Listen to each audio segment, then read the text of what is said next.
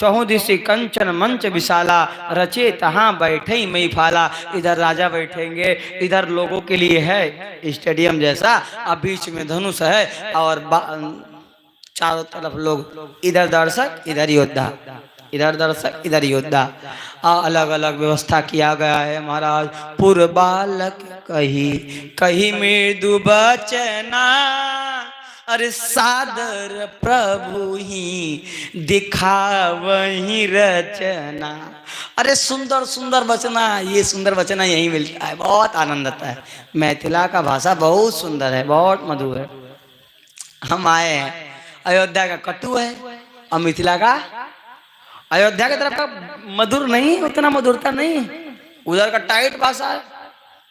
अयोध्यावासी tight है क्योंकि शक्तिमान के घर में, यानी शक्तिमान जहाँ प्रकट वहाँ प्रकट हुए हैं। और जहाँ भक्ति यानी जानकी जी प्रकट है, जहाँ भक्ति ही प्रकट है, वो भक्ति बिना प्रेम के तो आती नहीं है। प्रेम नहीं होता तो मिथिला में भक्ति प्रकट होती कैसे? मिथिला वासियों में प्रेम का जब बाढ़ आया तब तो यहाँ भक्ति प्रकट हुई, तब तो यहाँ माता प्रकट हुई।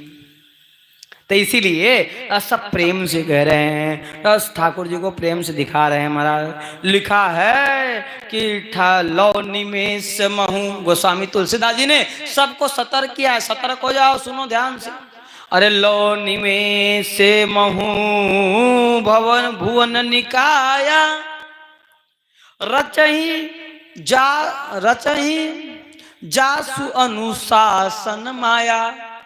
जिसके अनुशासन में माया निमिष भर में बहुत सारे भुवनों का निर्माण कर देती है। अब वो भगति हेतु सोई दीन दयाला, चितवत चकित धनुष मखसाला। ध्यान से सुनना, इनके माया में इतनी सामर्थ्य है, कह दे तो लो निमेष, निमेष कहते हैं आंख उठाओ, आंख गिराओ, गिराना उठाना, इसको क्या कहते हैं? निमेष। ऐसे ऐसे एक निमेष में वो भुवन, बड़े बड़े भुवनों का निर्माण कर देती है और मिटा भी देती है, निर्माण भी करती, मिटा भी देती है। ऐसे मायापति को ये बालक दिखा रहे हैं और मायापति सब जानते हुए भी ये बालकों के मधुर वचन में आकर प्रेम भक्ति के कारण से एकदम चकित होके देख रहे हैं, मानो कभी देखा। चकित कब होंगे? जब कभी देखा नहीं रहेंगे।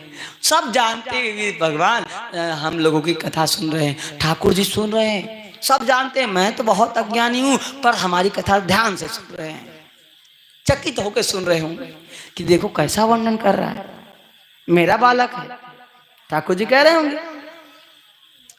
हनुमान जी भी बड़े ज्ञानी हैं, उनके सामने कौन बोल सकता है, पर हनुमान जी भी चकित होकर हर कथा सुनते हैं। कहते हैं ना, कथा सुनने के लिए आप कथा में विद्वता का वो नहीं है रोल। कथा, हनुमान जी कितने बड़े विद्वान हैं, पर फिर भी हर व्यक्ति की कथा जाके सुन लेते हैं। कहा भैया विद्वान चाहे जितना हो, अगर तुम कथा नहीं सुन रहे तुम्हारी विद्वता किसी काम की नहीं, क्योंकि कथा भगवान की है, इंसान की तो हो नहीं रही, भगवान की कथा है। विद्वता की बात नहीं, विद्वता अलग चीज है और भगवान का लीला अलग चीज है। लीला नाम रूप ये सब अलग अलग चीजें, विद्वता अलग चीज है।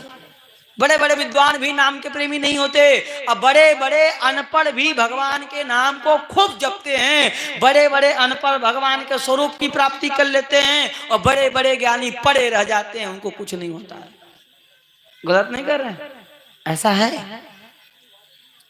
मतलब कहने का अर्थ भैया जो सार्थक है वो चाहे अनपढ़ करे चाहे पढ़ा लिखा करे, दोनों को राम नाम में प्रेम करना ही पड़ेगा। आगे आगे चलते हैं। मन में डरा हुआ गुरुजी लेट हो रहा है, भैया गुरुजी क्या कर लेंगे, गुरुजी का डर है, भय है, मन में गुरुजी का भय है। घबराइए नहीं आप, जब कहेंगे तो हम कथा पूरा कर लेंगे, टेंशन न लीजिए। गुरु जी का डर है तो कह रहे हैं गोस्वामी जी कि जा सुत्रास डर, अरे कहूं डर हो। बहुत गजब की बात। गोस्वामी जी बार बार अंकित कर रहे हैं, गुरु जी से डर रहे हैं, इसका मतलब समझना कि कोई बालक है नहीं। अरे जासु त्रास डर कहूँ डर होई अब भज